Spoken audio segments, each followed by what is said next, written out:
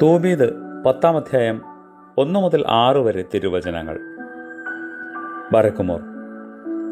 ദിവസങ്ങൾ കുറെ കഴിഞ്ഞപ്പോൾ തൂബീതിന് വളരെ സങ്കടമായി.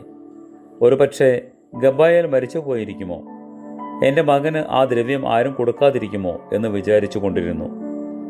ഹന്നായോ, എൻ്റെ മകൻ നഷ്ടപ്പെട്ടു പോയി, അവനിപ്പോൾ ജീവനോടില്ലായിരിക്കാം എന്ന് പറഞ്ഞ് അവനെ ചൊല്ലി അവൾ കരഞ്ഞു.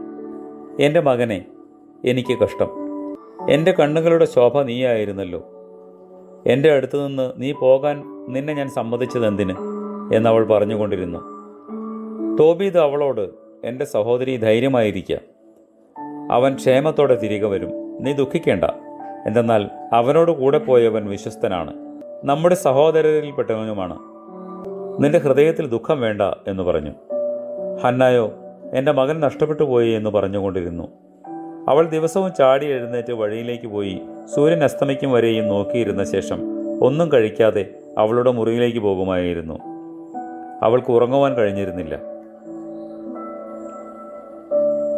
ദൈവമേ, നിന്റെ തൃക്കൈകൾ കൊണ്ട് മെനഞ്ഞുണ്ടാക്കപ്പെട്ടവരായ ഞങ്ങളോട് കരുണയുണ്ടാകണമേ.